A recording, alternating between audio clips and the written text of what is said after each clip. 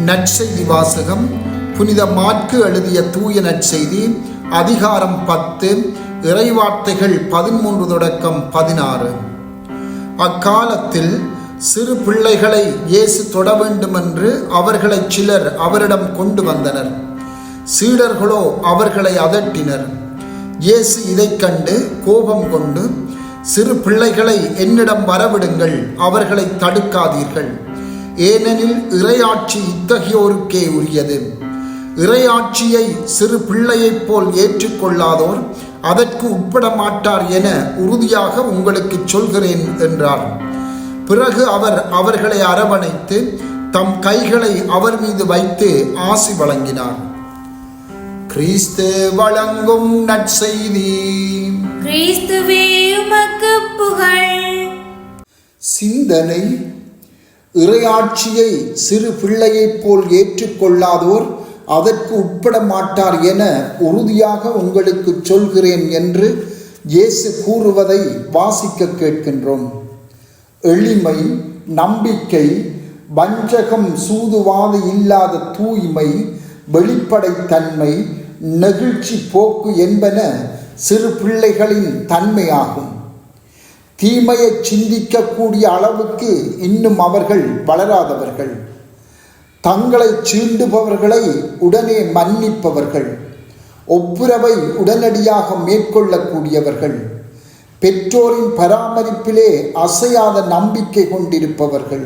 இத்தகைய அவர்களின் தன்மைகளை கடவுளுடனான உறவிலே நாங்கள் கொண்டிருக்க வேண்டும்.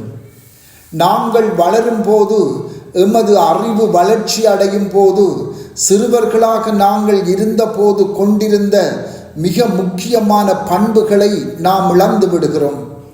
ஆனால் நாம் கடவுளுடன் உறவு கொள்ள வரும்போது அத்தகைய பண்புகளை நாம் கொண்டிருக்க வேண்டும்.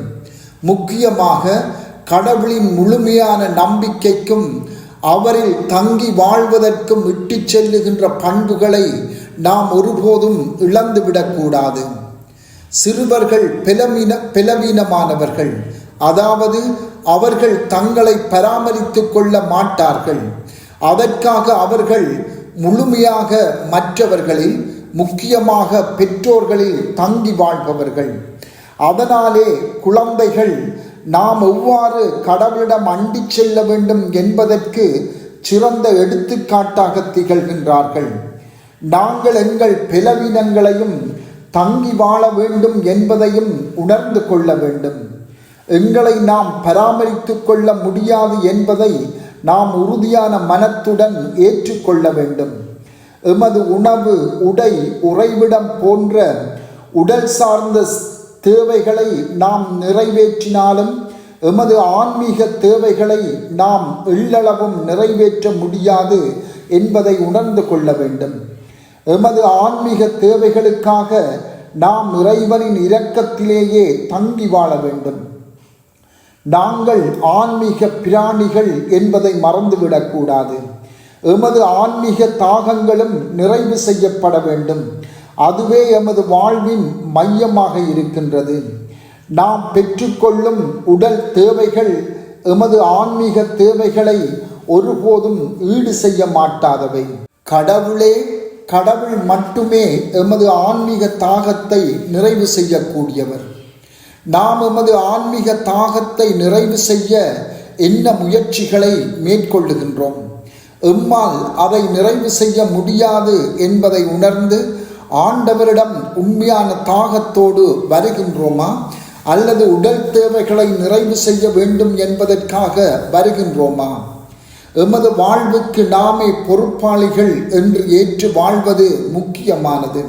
ஆனால் மிகச்சிறந்த பொறுப்பாளிகளாக நாம் எவ்வாறு செயல்படலாம் என்றால், முழு விருப்பத்தோடு நாங்கள் எங்களை கடவுளின் பராமரிப்பிலும் அவரது அரவணைப்பிலும் ஒப்படைப்பதே ஆகும். ஒரு குழந்தை தன் பெற்றோரில் தங்கியிருப்பது போல நாமும் ஆண்டவரில் தங்கியிருக்க வேண்டும். செபம்.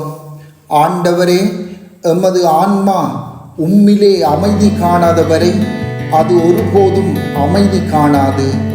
ஆமென்.